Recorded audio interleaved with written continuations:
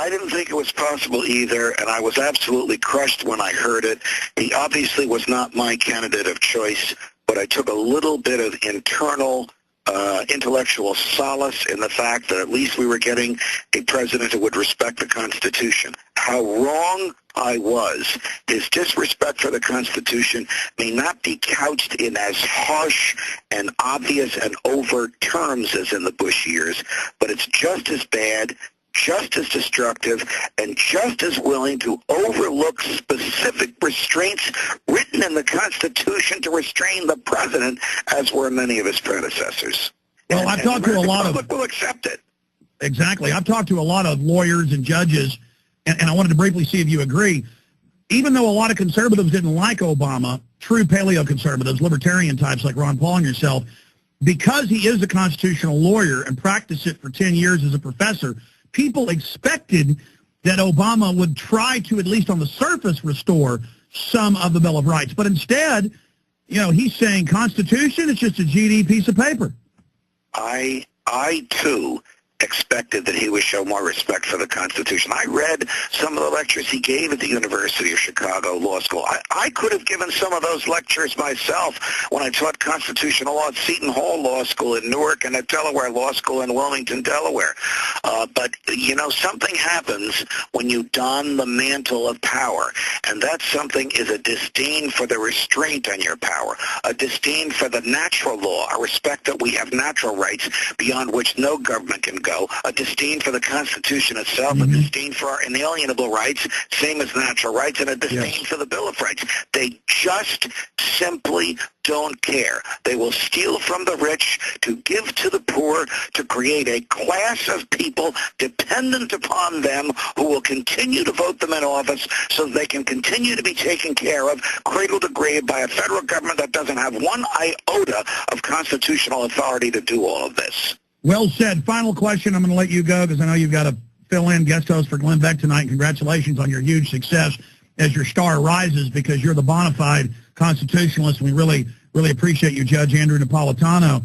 But in closing, I would like to get you to comment, on just how special George Washington and Andrew Jackson were. They got all this power and then did give it up. They wanted George Washington to be a king. You know, these were amazing founding fathers we had, and what would they think of what's happening today, where NOAA, Satellite Information Service, the federal government admits the coldest winter so far in the last 50 years, the third coldest in the last 100. Meanwhile, they're openly announcing that they're going to list carbon dioxide as a toxic waste and tax it when humans exhale it. Can you end with speaking about our founders compared to the material we've got in Washington today and what they would think of taxing what plants breathe? The founders tried to do two things with the Constitution. One was to create a federal government strong enough to protect us from invasion and to do national-type things like run a post office and make sure that there's trade between the states. The other was to restrain the federal government so that it wouldn't interfere with our personal liberties. They specifically gave us a constitution that kept the federal government away from any type of relationship with individuals, because they knew that the greatest threat to freedom comes not from your enemy on the outside who you can see and look at, but from the smiling face of the government on the inside who claims that it's going to take care of you. And presidents like George Washington, whose closest advisor, Alexander Hamilton, wanted him to be king, and Andrew Jackson, who basically said to the Supreme Court, you know, they've gone ahead and made their federal bank, let them find the money and put the deposits in the federal bank. These were people who understood that there were natural limits on what government can do and written limits on what the federal government can do, and they stuck to those limits.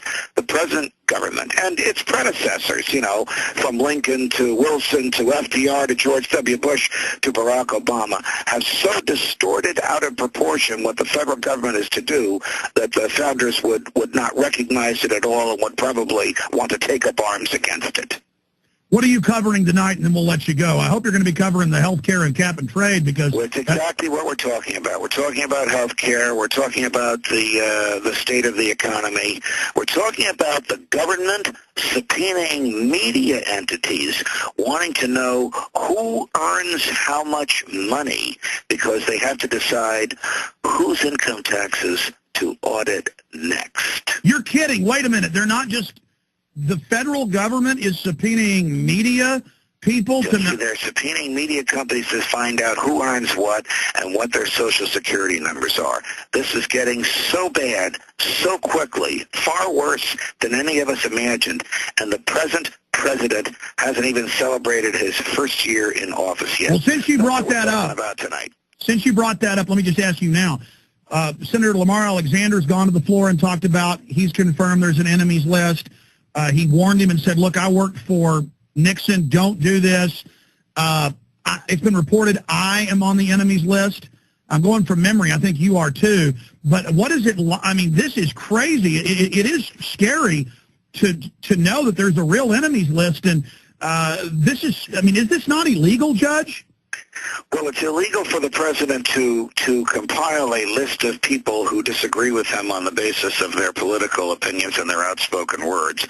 That was specifically written into the privacy law in 1974, enacted and signed into law by President Ford shortly after President Nixon resigned. These are restraints expressly enacted to restrain the president. But this White House, just like it doesn't respect freedom of contract, just like it doesn't respect freedom of speech, just like it doesn't respect privacy, doesn't respect this either. Well, I tell you, it's scary, and everybody should pray for the people that are on that list, myself included. Judge, what's the best website for people to visit to find out about all things Judge Napolitano? Well, they can go to foxnews.com, where my Freedom Watch appears, as do my monologues when I fill in for Glenn, as do many of my op-eds. And Alex, I can't tell you how much I've enjoyed being on with you. I hope we get to do this a lot more in the future. Absolutely. Thank you, Judge. Take care. Have a great weekend coming up. You as well. All right, ladies and gentlemen. It's Wednesday, but I'm already thinking about the weekend because I'm going deer hunting. All right. Yeah, you go get your hamburger out of the drive-thru window. That's okay. I'm able to go hunting.